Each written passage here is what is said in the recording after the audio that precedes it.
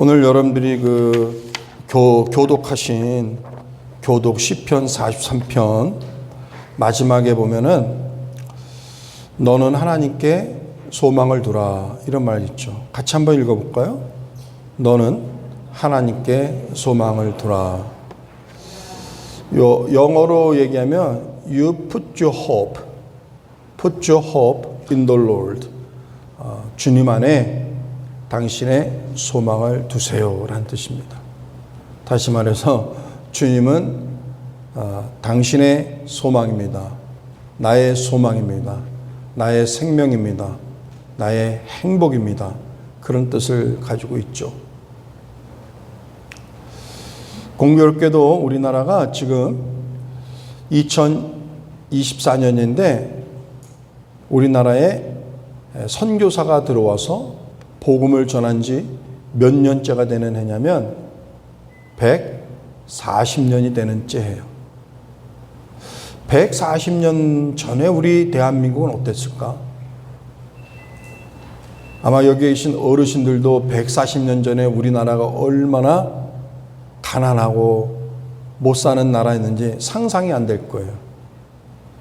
우리 젊은 사람들은 유튜브나 다른 걸 통해서 140년 전에 한국 모습을 보지만 우리나라가 이렇게 가난했어? 라고 할 거예요. 근데 실제로 가난했어요. 실제로 가난했고 나라의 국방 이런 것도 너무 빈약했고 재정도 완전히 고갈되고 그래서 결국은 선교사들이 들어온 지 20년째 되면서부터 이웃나라인 일본에 의해서 조금씩 침공을 나가다가 결국 1910년에 어떻게 되었죠? 우리나라가 일본의 식민 통치를 받았어요. 그래서 일본의 식민 통치를 안 받으려고 얼마나 고종왕 또 여러 사람들이 애를 썼습니까? 조선 말기에 애를 썼어요. 어떡한지 나라가 망하지 않게 하려고. 그래서 1898년엔 나라 이름도 바꿨어요. 조선이란 나라를 더 이상 안 쓰고 대한제국이라고 썼어요. 그런데도 불구하고 나라가 기운이 나하니까 국력이 없고 돈이 없고 국방이 약하니까 결국 1910년에 일본에 망했죠. 그 당시 우리나라는 국민에게 희망이 되지 않았습니다. 왕도 우리나라한테 희망이 되지 않았어요. 그렇게 민족을 지키던 불교도 희망이 되지 않았어요. 조선시대를 지키던 유교, 선비사상도 조선에 희망을 주지 못했어요. 그런데 그 당시 들어왔던 성경을 가르쳤던 이 기독교는 나라가 비록 망할지라도 우리나라 많은 사람들한테 희망을 주기 시작했습니다. 이승만, 당시 청년들이 서재필, 전필순, 이승훈, 안창호, 조만식, 지금 우리가 들어도 너무 뛰어난 민족 지도자들, 그 당시는 다 청년이었어요. 그 청년들의 눈에 희망은 국가가 아니었습니다. 조선의 전통이 아니었습니다. 조선의 종교가 아니었습니다. 선교사들이 전해주는 이 복음이 희망이었어요. 사랑하는 여러분들, 140년이 지났지만 동일한 것은 이 예수 그리스도가 우리의 희망인 줄 믿습니다. 예수 그리스도의 진리가 담겨있는 이 성경이 우리의 희망인 줄 믿습니다. 예수의 말씀이 우리에게 희망이고 생명이고 우리에게 기쁨이고 행복인 줄 믿습니다. 오늘 저희들이 읽었던 출애굽기 14장은 우리가 너무너무 잘 아는 내용이에요. 이스라엘 백성들이 애굽 땅에서 오래도록 종살이를 하다가 드디어 하나님의 은혜로 드디어 애굽을 탈출하는 이야기인데, 이게 탈출을 잘해서 가나안 땅에 가면 좋았는데 가는 여정에 어느 바다를 맞닥뜨죠? 홍해라는 바다를 만들었어요. 홍해는 넓은 바다이긴 하지만 끝없이 넓은 바다는 아니에요. 거기에 큰 배가 다닐 수 있는 그런 큰 바다인 건 사실이지만, 그러나 끝없이 넓은 바다는 아닙니다. 아마 한강처럼 한강의 몇 배는 될 거예요. 그래서 거기에 큰 배가 다니고 또 큰 물고기들도 있었겠죠.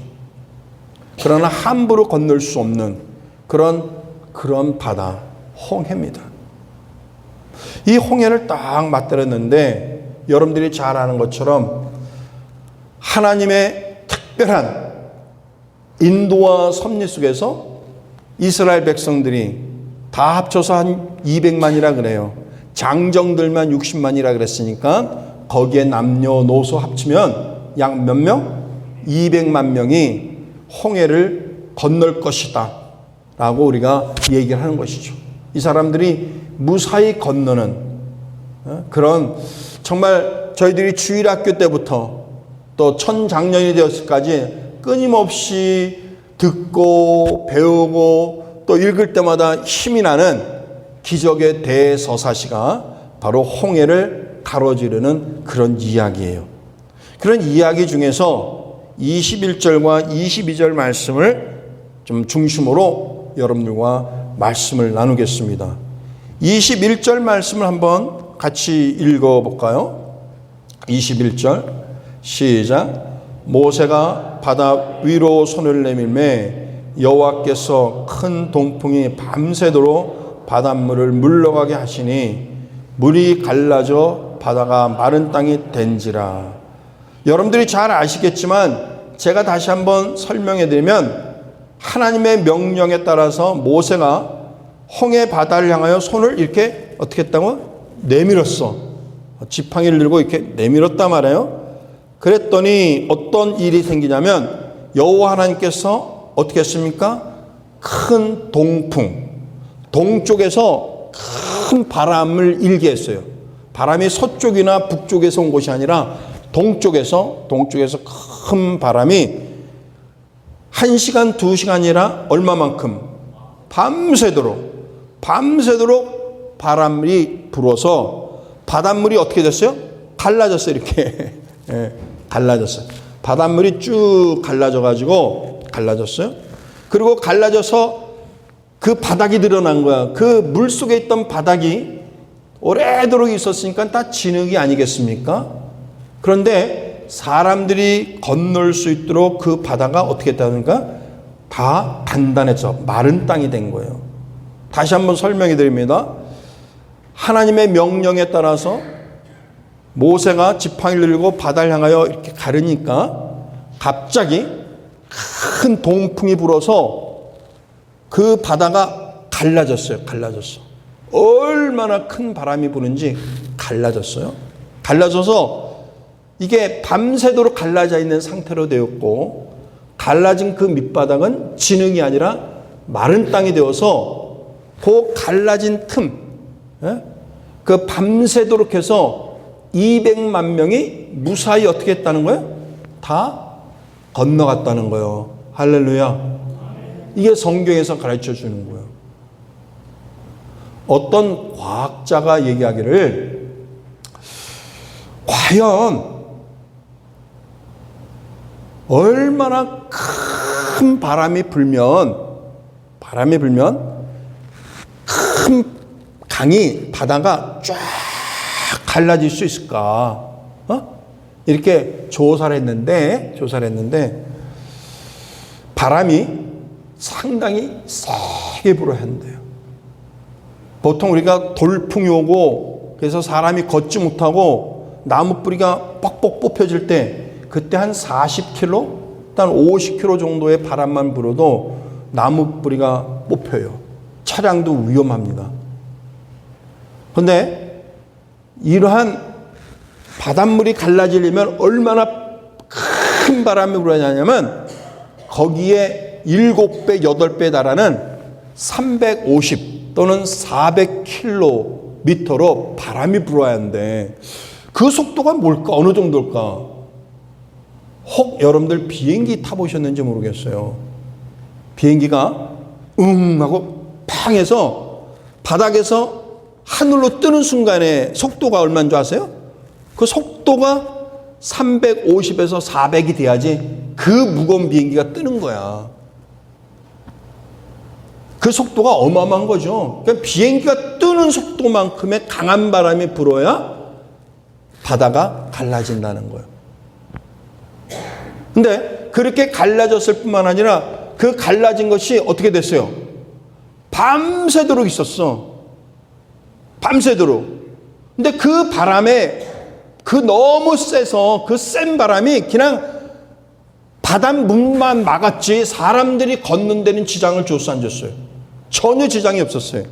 그것도 희한한 거죠. 바람이 한 400km를 그 갈라진 그 길 안에 불었으면 사람이 걷지 못하지. 그냥 그 바람은 물만 합쳐지지 않도록 해놓고 사람들은 안전하게 걸어갈 수 있도록 만들어 놓은 거예요.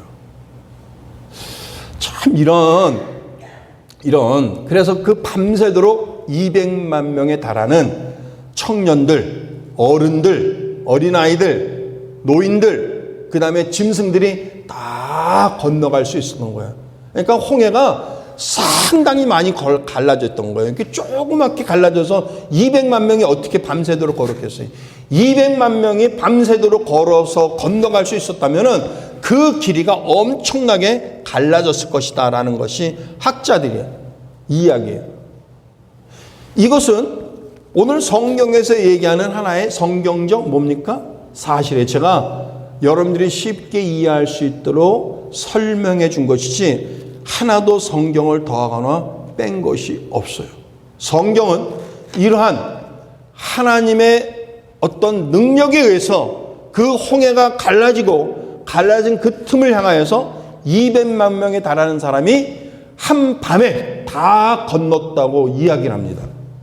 믿으십니까? 믿으십니까? 이것을 기적이라는 거예요. 사랑하는 여러분들, 우리 예수 믿는 사람들은 기적을 믿는 신앙을 가진 사람들이에요. 어떤 사람들은 성경에 있는 말씀을 액면 그대로 믿지 않는 사람들은 어떻게 홍해가 갈라질 수가 있겠나. 그럼 말이 안 된다. 이 홍해 기적을 믿지 않는 사람들이 있어요. 그런 사람을 성경을 제멋대로 해석하는 자유주의자 또는 진보주의자라 그럽니다.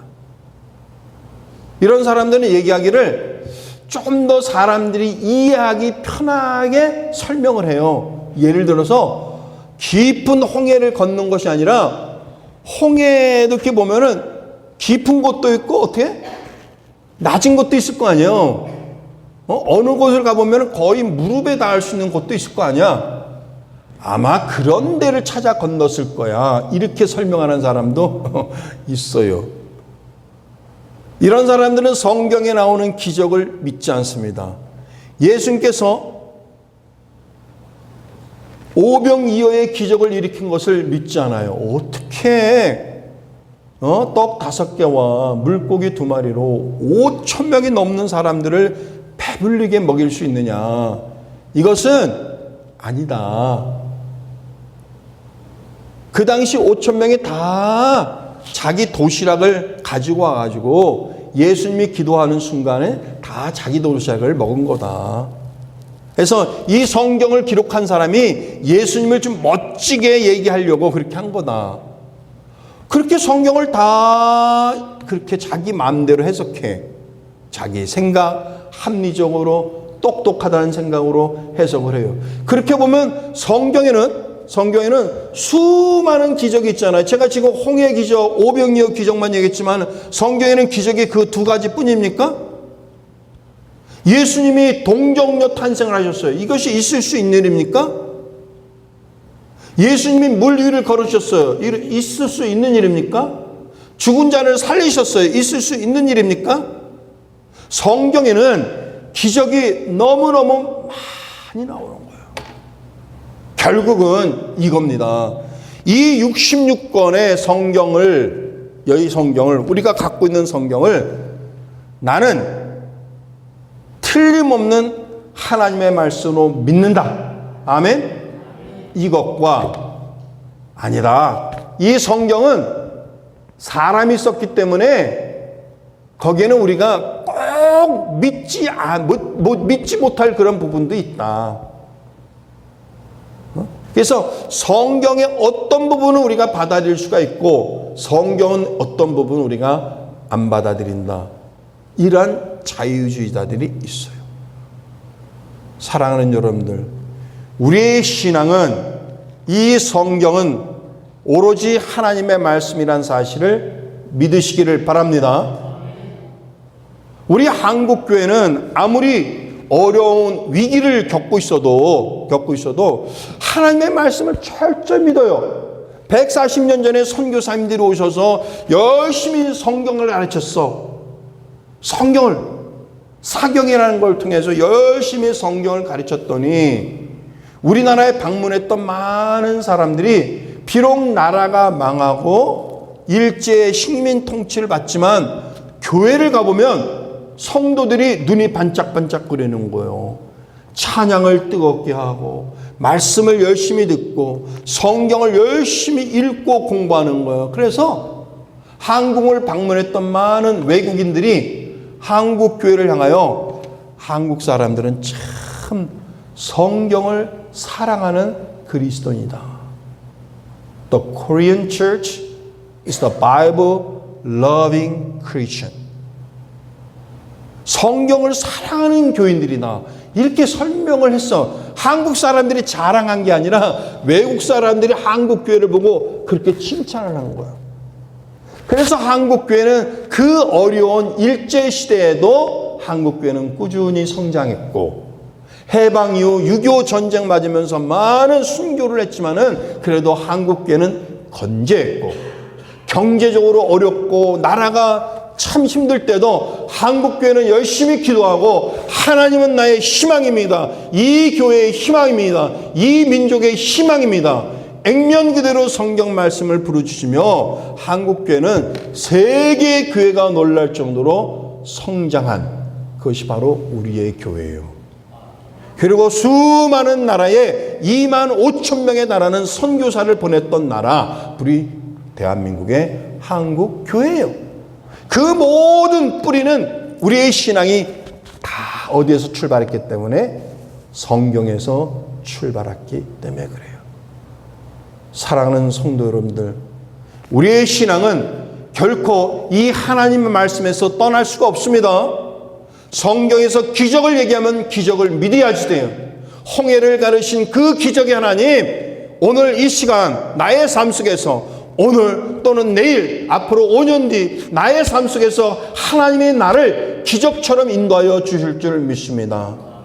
나에게 기적이 있을 줄 믿습니다. 기적의 하나님을 믿습니다. 생명을 살리신 하나님 믿습니다.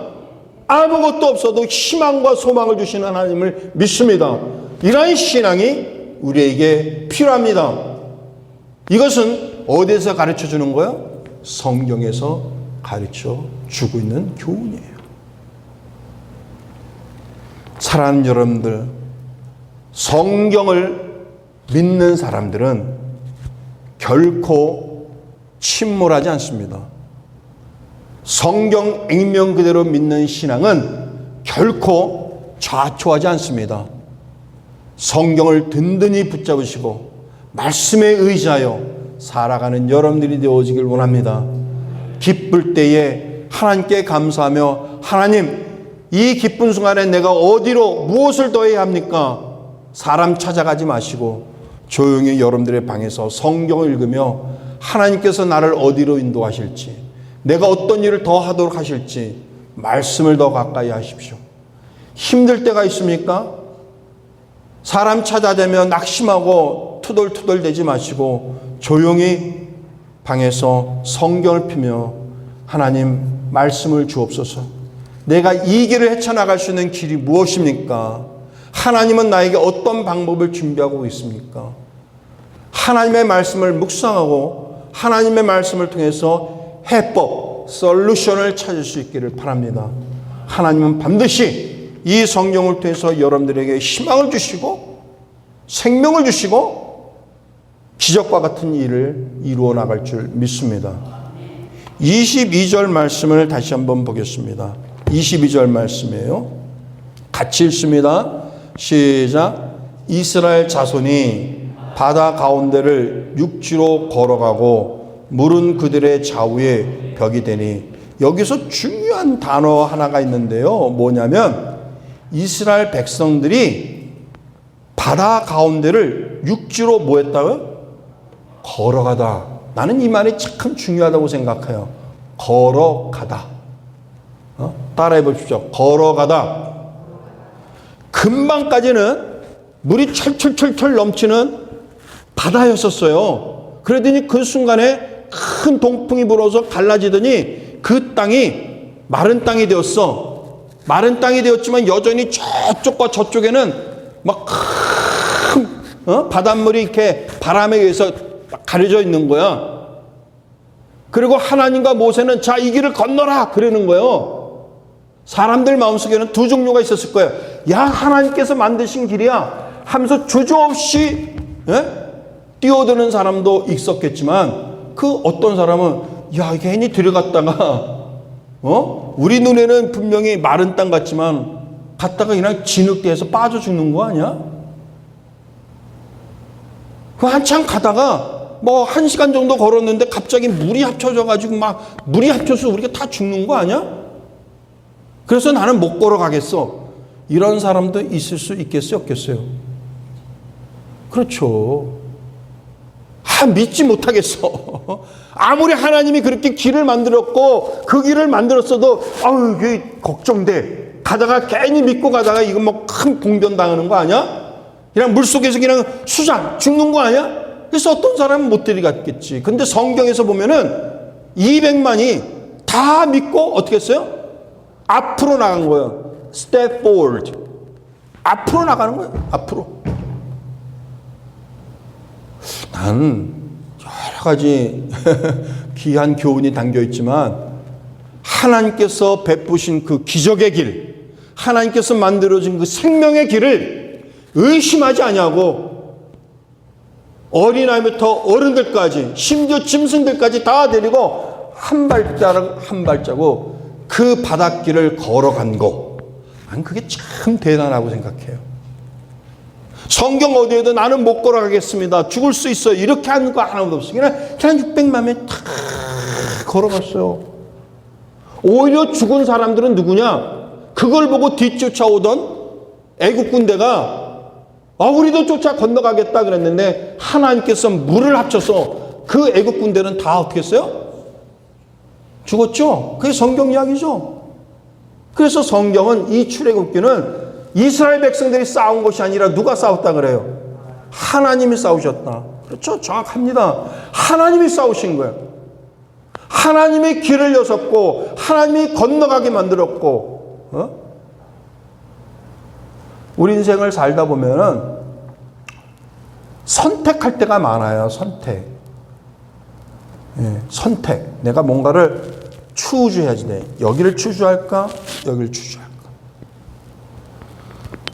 우리가 태어나는 것, 장소, 부모, 나라, 이거는 바꿀 수 없는 것 같아. 선택의 여지가 없어요. 내가 뭐 다른 나라에서 태어나고 싶었는데 왜 내가 여기 태어날까? 다른 나라에서 이런 건 없어요. 그러나 선택의 여지는 없지만, 그러나 선택 이후 어느 순간부터는 모든 것은 나의 결심과 선택에 의해서 주어집니다. 내가 이 길을 갈까? 저 길을 갈까? 내가 이 대학을 갈까? 아니면 저 대학을 갈까? 내가 이 사업을 할까? 저 사업을 할까? 모든 것은 나의 선택에 달렸어. 내가 결혼할까? 결혼하지 않을까? 다 나의 선택이에요. 물론 그 모든 계획에는 하나님의 인도하심이 있지만, 아무리 하나님의 인도하심이 있어도 홍해를 갈라놓았어도 나의 선택이 no, 내가 들어가다가 죽는 거 아니야? 이렇게 해서 안 걸어가면 하나님의 기적을 경험할 수 있어요? 없어요? 없는 거죠. 왜 하나님의 경험, 하나님의 기적과 하나님의 인도하심과 하나님의 섭리하심을 경험하지 못하는가? 나의 선택이 지금 부족해서 그래. 불확실해서. 내가 선택했다가 손해보는 게 아닌가? 이런 거. 그 불확실성이 uncertainty라 그럽니다. 불확실성. 요즘 많은 젊은이들이 뭔가를 하지 못하는 것은 너무 사회가 빠르게 변하니까 내가 이거 했다가 손해보는 거 아니야? 내가 이 직장 퇴직했다가 내가 이거 선택했다가 이 사람과 사귀었다가 이게 불안해. 그러니까 불안하니까 모두 이 땅의 젊은 사람들이 약간 패기가 없어요. 우리 어른들은 뭐 선택의 여지가 없어요. 없으니까. 우리는 배고팠던 시절이 있기 때문에 없어요. 그냥 무조건 절박해 열심히 해야지 돼. 그러나 요즘은 젊은이들은 선택의 길들이 너무 많아. 그리고 어떤 선택을 했다가 잘 되는 경우도 있고 어떤 선택을 했다가 아주 폭망하는 경우도 많아요. 그러니까는 요즘 젊은이들이 결혼도 그렇게 쉽게 생각하지 않아요. 우리 어른들은 한 번 결혼하면 평생 주님이 부르신 날까지 그런 생각을 하는데 요즘은 쉽게 생각해. 뭐 쉽게 결혼했다가 쉽게 포기하고. 이게 젊은이들의 사고가 많이 들어요. 그 중에 하나가 뭐냐면 불확실해. 모든 게 내가 불확실해. 그러니까는 이 정도 감을 가지고 결혼했다가 틀리면 헤어지고, 이 정도 회사를 다녔다가 틀리면 나오고.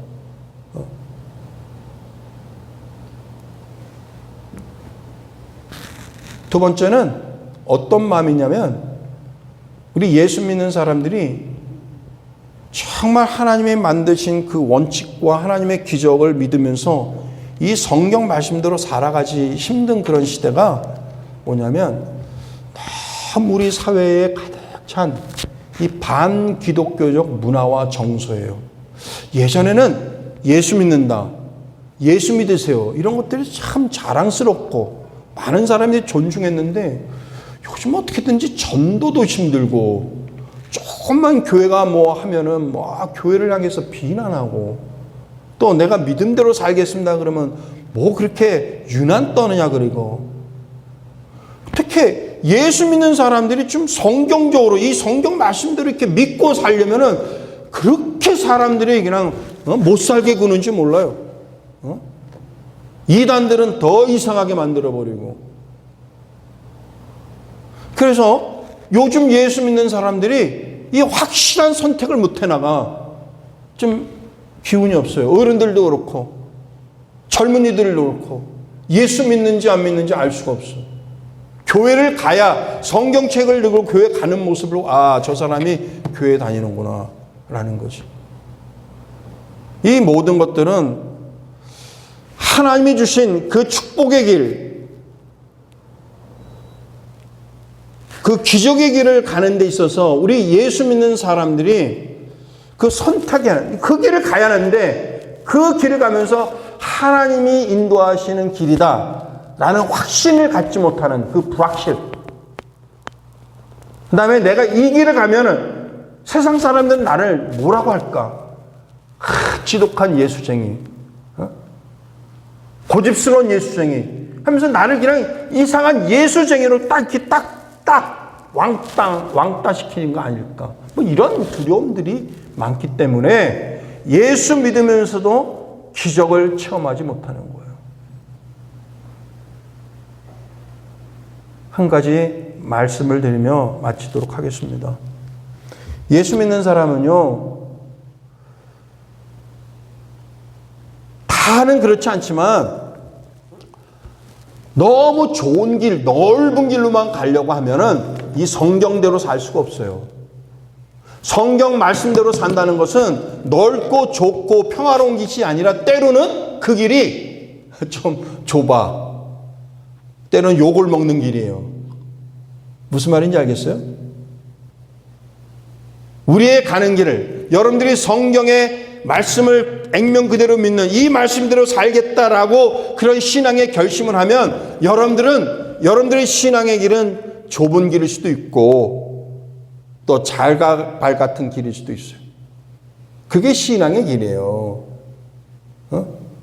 때로는 노해야지 돼. 아니요 할 수 있어야지 돼. 모든 곳에서 좋습니다. 좋은 게 좋죠. 뭐 예수 믿는 거 이렇게 티를 낼 필요 뭐 있어. 이렇게 좋은 길로 가다 보면은 어느샌가 우리는 성경과 가까워져요? 아니면 멀어져요? 그런 신앙이 돼버리는 거예요. 일주일 전에 지금은 미국은요 졸업 시즌이에요. 졸업 시즌. 뭐 초, 중, 고등학교, 대학교 다. 우리 한국은 2월 달에 하잖아요. 그러니까 미국은 좀 거꾸로 돼 있어서 지금이 다 졸업 시즌이거든. 참 미국이 신앙이 굉장히 줄어들었네. 교회가 많이 줄어들었네. 이렇게 얘기하는 사람들이 있는데 그러나 실제로 미국을 잘 몰라서 하는 얘기예요. 미국은 그만큼 교회가 줄어들기도 하지만 또 그만큼 새로 크게 성장하는 교회도 많고 또 참 신실한 믿음을 지키는 사람들이 참 많아. 미국에 주가 많은데 그 중에 하나가 켄터키 주가 있었어. 켄터키 주. 켄터키 주에 6월 2일 지난주 2일 날 졸업식이 있었어요. 고등학교 졸업식 학생 대표가 이제 연설을 하는 거예요. 선생님들한테 학생들에게 감사하는 연설을 내. 그 대표로 뽑히려면 그래도 학교 생활 잘하고 선생님들이 인정받아야지 하겠죠. 그렇죠. 내가 하겠습니다 해서 졸업 대표가 나와서 하는 건 아니에요. 또 공부나 여러 가지 면에서 잘하는 똑똑한. 그래서 뽑힌 사람이 뭐냐면 미가 프라이스라는 고등학교 3학년이거든. 그래서 졸업 연사 딱 올라와서 이 청년이 얘기를 합니다. 고등학교 3학년이 얘기해요. 제가 졸업 연사 대표로 나왔습니다. 졸업 연설문을 하기 전에 저는 예수 그리스도에서 도저히 말을 하지 아니하고는 시작할 수가 없습니다. 여러분들, 예수는 우리의 길이요, 진리요, 생명입니다. 라고 하고 나서 졸업 대표 연설을 했어. 와, 놀라운 일이에요. 학교가 발칵 뒤집혔습니다. 그래가지고 학교에서 이 학생들 이 학생에게 졸업장을 안 줬어. 안 줄 걸 뻔히 알면서도 이 학생은 정말 복음을 전하고 싶었어요. 불이익을 당할 거 알면서도 다 전했어. 다 그렇게 하라는 건 아닙니다. 우리가 다 그렇게 살 필요는 없어요. 그러나 때로는 우리의 신앙이 예스와 노가 분명할 때가 있어야 한다는 거예요. 그리고 결국 졸업장을 졸업한 지 5일 뒤에 받았어요. 사랑하는 여러분들, 우리 예수 믿는 사람들, 성경이 하나님의 말씀이고 홍해를 가르치는 그 기적이 여전히 가능하다고 믿는 그런 신앙을 가진 사람들은 어떤 신앙이냐? 앞으로 걸어가는 거예요.